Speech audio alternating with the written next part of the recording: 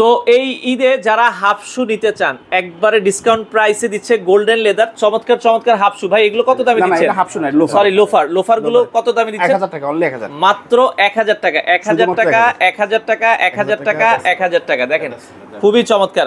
Soul গুলো কিন্তু লেদারের, তাই তো? না, এটা অনলি এই জুতাটাও লেদার সোলের, মানে এগুলো 1000 টাকায় দিয়ে দিয়েছে আর কি। আচ্ছা, এগুলো কিন্তু 1000 টাকায় দিয়ে দিয়েছে, শুধুমাত্র 1000 টাকা। আচ্ছা, তো দেখেন আমরা যেটা বলছিলাম 1000 টাকা। সাইজ এগুলো কি কি আছে ভাইয়া?